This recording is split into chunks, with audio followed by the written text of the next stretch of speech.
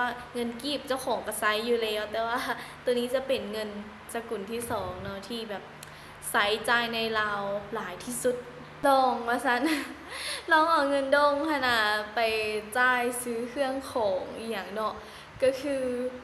เพิ่นบ่ฮับทุกคนถ้าว่าซื้อเครื่องคือรุ่นพ่อเฒ่าไม่เฒ่าเนาะเพิ่นก็จะมักเว้าเลยว่าอันนี้เครื่องไทยแท้บ่สินะคันว่าไทยแท้นี่ดีได้กุ้มโดนอีกว่าซั่นสบายดีทุกคนมื้อนี้ก็มาพบกับน้องฟ้าสาวลาวเนาะฟ้าก็คือบ่ค่อยได้ลงคลิปเลยทุกคนช่วงนี้นะแต่ว่ามื้อนี้นะทุกคนฟ้าจะมาเว้าเรื่องเกี่ยวกับเรื่องเงินตาที่อยู่ในประเทศลาวเนาะก็จะเป็นหัวข้อที่ว่าเป็นหยังคนลาวเฮาถึงบ่มักใช้เงินเวียดนามแต่ว่าใช้เงินบาทไทยเนาะมื้อนี้ฟ้าก็จะมาเว้าปั่นทุกคนฟังแต่ว่าก่อนจะไปเว้านั้นเนาะก็คือฟ้าน่ะได้ไปค้นหาข้อมูลอย่างต่างๆเนาะจากคนแถวบ้านแน่แล้วก็จากบนอื่นๆที่เพิ่นเว้าเนาะตามสื่ออย่างต่างๆแล้วก็เอาตามความเข้าใจตัวเองแน่ทุกคนมันจะเป็นความคิดของเจ้าของนำเนาะ ตัวใดที่ฟ้าเว้าผิดพลาดไปหรือว่าฟ้าเว้าบ่ถูกบ่ตรงอีหยังก็ต้องขอโทษไว้ก่อนนะทุกคนเนาะฟ้าจะมาเข้าเรื่องกันเลยที่เป็นอย่างเนาะลาวเฮาคนลาวคือแบบบ่ใช้เงินเวียดนามน่ะอันหลักๆก็คือเงินเวียดนามมันจะมีค่าของเงินมันจะอ่อนค่าก่อนเงินของประเทศลาวเนาะทุกคนเนาะสกุลเงินของเวียดนามก็จะเป็นเงินดงเนาะส่วนเงินลาวเขาก็คือจะเป็นเงินกีบแต่ว่าเงินกีบกับเงินดงก็คือเงินดงอ่อนค่าก่อนเงินกีบก็จึงแบบคนลาวเขาจะบ่ค่อยใช้เนาะแม่นอยู่ว่าคนลาวเฮาหั่นน่ะหลายคนอยู่ในทั่วประเทศเลยก็จะมักส่งลูกส่งหลานไปเรียนอยู่เวียดเนาะแต่ก็จะบ่ค่อยได้เอาเงินดงมาใช้ในประเทศเนาะก็คือลูกป้าฟ้านะลูกของป้าเนาะก็คือไอ้นี่แหละเพิ่นหันไปเรียนอยู่เวียดนามเนาะเพิ่นเป็นตำรวจนี่เพิ่นไปเรียนอยู่เวียดนามก็เรียนหลายปีแล้วแหละทุกคนและป้าก็ฝากเงินให้คือตั้งแต่ตอนนั้นเนาะค่าเงินตอนนั้นแห้งแบบอ่อนค่าก็นี่เด้อทุกคนคือป้าน่ะฝากไปให้ล้านนึงสิเนาะล้านกีบนี่นะ1 ล้านกีบก็จะตกเป็นเงินเงินดงอยู่คุณได้เกือบ2 ล้านพุ่นทุกคนแบบมันครึ่งต่อครึ่งเลยตอนนั้นเนาะแต่ว่าในปัจจุบันนี้กะเงินดงกับเงินกีบก็อยากซ้ำๆกันเนาะแต่ว่ามันก็จะลดเงินกีบน้อยนึงเงินดงในปัจจุบันนี้และอีกประการหนึ่งทุกคนที่เงินดงเนาะบ่ได้มาใช้ในประเทศลาวก็ย้อนว่าคนลาวเฮาบ่ได้นำเอาสินค้าจากเวียดนามเข้ามาประเทศลาวหลายเนาะก็จะเอามาอยู่แต่ว่าบ่ได้เอามาเป็นจำนวนหลายการค้าก็คือเพิ่นจะแบบการค้าระหว่างประเทศเนาะเพิ่นก็จะมีหยังเพิ่นเท่าไหร่แต่ว่าจะบ่ได้นำเข้ามาหลายก็เลยเฮ็ดให้คนลาวเฮาบ่ค่อยมักจะใช้เงินดงเนาะก็คืออายฟ้าที่เอามาบ้านนี่แหละทุกคนคือแบบเราเอาเงินดงที่เหลืออยู่เวียดเนาะแล้วเราเอามาใช้อยู่ประเทศลาวหั่นนะเพราะว่าเราบ่ได้เลขมาเราลืมหั่นนะปกติหั่นนะคันว่าเรามาประเทศลาวเนาะเราก็จะไปแลกอยู่ร้านอัตราแลกเปลี่ยนอยู่เวียดนามให้มันเป็นเงินกีบจึงเข้ามาในลาวเนาะแต่ว่าเพิ่นมาสุดนั้นคือบ่ได้เอาเงินไปแลกมาแล้วเพิ่นก็ลองว่าซั่น ลองเอาเงินดงหั่นน่ะไปจ่ายซื้อเครื่องของอีหยังเนาะก็คือเพิ่นบ่รับทุกคน เพราะว่าเพิ่นว่าบ่ฮู้ไล่เนาะเงินนั่นเงินดงหันนะบ่ฮู้สิแบบเอาแนวใดหันนะบ่ค่อยได้ใช้จ่ายก็เลยแบบบ่เอาแต่ว่าอันอายฟ้าเพิ่นก็ไปซื้อเครื่องยูฮานเวียดเนาะยูฮานเวียดกะเพิ่นก็จะรับอยู่ทุกคนแต่ว่าเราว่าหันรับแต่ว่าค่อยตีเงินนี้เป็นเงินลาวเงินกีบเนาะคือสมมุติว่า50,00050,000กีบแล้วเราก็จะมาไล่50,000กีบตามเงินให้มันเป็นเงินด้งนะทุกคนก็บ่ได้รับแบบเงินด้งโดยตรงเลยก็จะเอาเงินลาวมาไล่เป็นเงินด้งอีกเทื่อเนาะทุกคนเนาะเพิ่นก็บ่ได้เว้าว่าสินค้าเพิ่นนั่นเป็นเงินด้งเลยได้ก็จะเว้าเป็นเงินกีบไว้ก่อนเนาะก็คือจะเป็นแบบนั้นเนาะทุกคนถ้าว่าเอาเงินด้งมาใช้ในประเทศเราก็คือบ่ค่อยมีไผจะรับจ่ายรับซื้อนะทุกคนเนาะก็ต้องได้ไปแลกอยู่หันอัตราแลกเปลี่ยนก่อนเดี๋ยวทุกคนบัดนี้ฟ้าจะมาเว้าว่าเป็นหยังเนาะคนเราบ่ใช้เงินเวียดแต่ว่าใช้เงินบาทไทยปัญหาทำอีทเลยสาเหตุหลักๆที่คนลาวใช้เงินบาทเนาะ1เพราะว่าเพิ่นเอาสินค้านะทุกคนบอกว่าจะเป็นอุปโภคบริโภคเนาะก็คือนำสินค้ามาจากประเทศไทยเนาะคือฟ้าเว้ามาหลายๆคลิปเลยก็คือเจ้ามาจากประเทศไทยเลยบอกว่าจะเป็นเครื่อง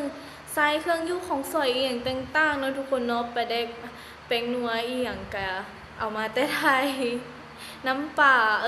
ซอสบอหรือว่าผงชูรสอีหยังต่างๆเนาะก็ว่ากันไปคือเครื่องอุปโภคบริโภคอย่างต่างๆค่ะทุกคนเป็นแฟบเป็นสบู่อย่างไรรวมๆหลายๆสินค้าหลายๆอย่างเนาะรวมทั้งเครื่องสำอางพร้อมเนาะก็จะเอามาแต่ประเทศไทยถ้าว่าเรื่องสินค้าของประเทศไทยนี่คือฟ้าเว้ามาเลยทุกคนดีทุกอย่างเนาะถ้าว่าเป็นเครื่องไซส์ของไทยรถเว็บไทยหรือว่าอีหยังที่เป็นของไทยนี่ก็คือดีหมด ดีหมดทุกอย่างเลยถ้าว่าซื้อเครื่องคือรุ่นพ่อเฒ่าไม่เฒ่าเนาะเพิ่นก็จะมักเว้าเลยว่าอันนี้เครื่องไทยแท้บ่สินะคันว่าไทยแท้นี่ดีได้กุ้มโดนอีกว่าซั่น ถ้าว่าเป็นเครื่องไทยนะเพิ่นว่าดีทุกอย่างเลยทุกคนมาต่ออันที่2เนาะอันที่2ก็คือเงินบาทเนี่ยนะเพิ่นสามารถเอามาใช้จ่ายอยู่ในประเทศใดเลยเนาะทุกคนเนาะย้อนว่าเงินบาทมันจะมีค่าอัตราแลกเปลี่ยนหรือว่าจะมีค่าสูงกว่าเงินกีบนะทุกคนเนาะก็คือเงินบาทมันจะสูงกว่าเงินกีบและเงินกีบจะสูงกว่าเงินด้งเนาะก็จะปิดแบบระดับลงมาเลยฉะนั้นคนลาวเฮาถึงแบบมักเอาเงินบาทมาใช้จ่ายในประเทศลาวเนาะคืออัตราแลกเปลี่ยนเงินบาทเนาะที่ฟ้าเบิ่งมื้อเช้าเนี่ยทุกคนเบิ่งตามธนาคารเนาะก็จะเป็น 1,000 บาทต่อ 672,000 กีบเนาะอันนี้ก็คือตามธนาคารเนาะทุกคนตัวนี้ฟ้าว่าก็คือเป็นธนาคารการค้าเนาะการค้าต่างประเทศตัวนี้กะฟ้าจะเบิ่งเลทเงินอยู่นี่ประจำเลยทุกคนแนวนี้แหละทุกคนคนลาวเฮาจึงเอาเงินบาทเนาะมาใช้จ่ายอีหยังต่างๆอยู่ประเทศลาวได้เพราะว่าค่าเงินมันสูงและกะเครื่องใช้ต่างๆก็เอามาจากประเทศไทยกะคล้ายๆว่าเงินบาทนะทุกคนใช้จ่ายอยู่ในประเทศลาวอยู่ไสก็ได้เนาะก็จะเป็นแบบเป็นเรื่องปกติเลยคนลาวเฮานะทุกคนรับอิทธิพลมาจากการนำใช้สินค้าไทยเนาะเครื่องใช้อีหยังต่างๆค่ะนะก็จะเป็นของไทยจนเกือบทุกอย่างก็เลยเฮ็ดให้คนลาวเฮาหันใช้เงินบาทหลายกว่าเงินสกุลอื่นเงินบาทนี่แต่ว่าเงินกีบเจ้าของก็ใช้อยู่แล้วแต่ว่าตัวนี้จะเป็นเงินสกุลที่2เนาะที่แบบใช้จ่ายในลาวหลายที่สุดแต่ว่าคันเว้าแบบ อยู่ในประเทศลาวนะทุกคนกับบ่แม่นแต่ว่าเงินบาทกับเงินเงินดงอย่างต่างๆเนาะมันก็จะมีสกุลอื่นๆหลายสกุลที่แบบเขาเอามาใช้อยู่ประเทศลาวแต่ว่าจะต้องผ่านอัตราแลกเปลี่ยนเนาะหรือว่าผ่านธนาคารก็จะมีเงินจีนเป็นเงินหยวนค่ะนะทุกคนเงินหยวนแล้วก็เงินดอลลาร์เนาะก็จะมีอยู่แต่ว่าก็บ่ค่อยนิยมใช้หลายเท่าเงินบาทเงินหยวนกับเงินดอลลาร์นี้ส่วนน้อยเนาะสิเห็นแบบเอามาใช้จ่ายธรรมดาอยู่ตลาดตะลีอหย่างเนาะก็บ่ค่อยมีเด้ก็จะมีแต่เงินบาทจะส่วนหลายเลยอยู่ในประเทศลาวก็คือเป็นสกุลเงินที่สองที่คนลาวใช้หลายกว่าหมู่เนาะบางคนก็อยากเอาไปแลกเนาะไปแลกเป็นเงินกีบก้อนจังว่าเอามาใช้จ่ายในประเทศลาวแต่ว่าบางคนเนาะเพิ่นมาแล้วเพิ่นก็เอาเงินบาทไปซื้อเครื่องซื้อของเลยก็คือเอาเงินบาทไปใช้จ่ายตามร้านข้าวเปียกเฝอหรือว่าตลาดอีหยังเนาะก็คือสามารถใช้ได้เลยได้ทุกคนแต่ว่ามันสิไปหันหน่อยนึงอยู่บอนเลทเงินเนาะเลทเงินบางเทื่อตามท้องตลาดนะทุกคนเพิ่นจะไล่เลทเงินต่ำเนาะแต่ว่าเฮาไปแลกอยู่ร้านแลกเปลี่ยนนะทุกคนเฮาจะได้อัตราแลกเปลี่ยนที่แบบมันบ่ได้ต่ำจนเกินไปค่ะนะทุกคนเข้าใจบ่คือไปจ่ายเลยเนาะเพิ่นจะไล่บางเทื่อบางร้านเพิ่นก็จะไล่กดต่ำลงหน่อยนึงเนาะเราจะบ่ได้แบบเต็มคือร้านอัตราแลกเปลี่ยนสินะทางที่ดีก็ไปแลกก้อนก็ดีได้ทุกคนดีก้อนที่แบบเอาไปจ่ายเลยให้นะจ่ายก็ได้อยู่แต่ว่าทันถึกร้านเพิ่นไล่ราคาตามเลขธนาคารให้ก็โอเคเนาะพี่ฟ้าเว้าหลายเทื่อเลยก็คือไปแลกอยู่ร้านคำก็ได้ทุกคนแลกร้านคำบ่หรือว่าสิไปแลกตามบ่อนที่เขาเปิดรับโอนเงินเนาะก็จะเป็นร้านรับแลกเงินอัตราแลกเปลี่ยนแต่ละประเทศเนาะก็ไปแลกอยู่นั่นเลยช่วงนี้ก็คือแข่งวลีคำไซเฮาก็จะมีคนไทยเนาะมาเที่ยวมาชมหลายเลยเนาะเพราะว่าตั้งแต่เพิ่นเปิดขัวห้านนะทุกคนก็ไปมาสะดวกสบายอยากไปไสก็ไปได้หรือว่าคนไทยอยากไปเที่ยวเวียดนามก็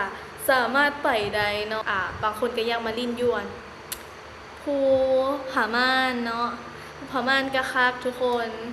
ภูผาม่านนี่ก็คือจะมีแบบ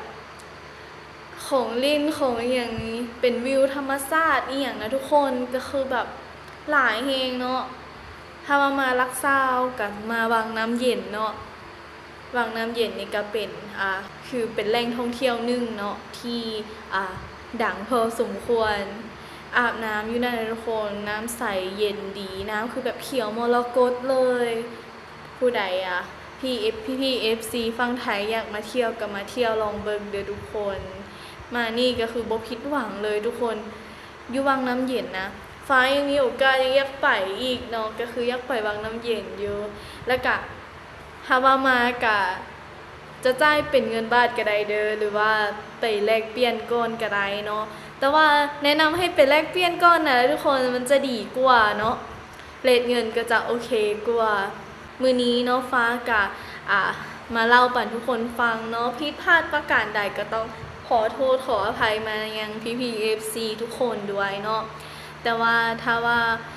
ผู้ใดเนาะอยากมีคำคิดคำเห็นอีหยังที่แบบหลายกว่านี้ว่าย้อนหยังจึงเป็นอันนั้นอันนี้เนาะก็สามารถ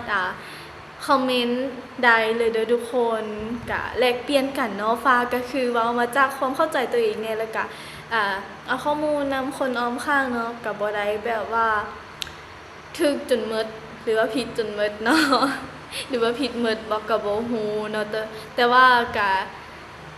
จับมาเว้าได้ประมาณนี้เนาะทุกคนจึงใดก็ต้อง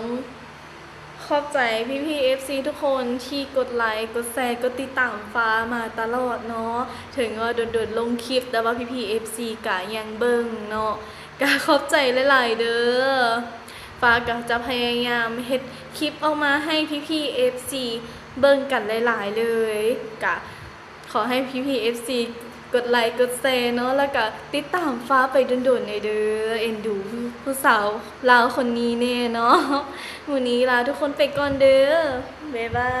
ย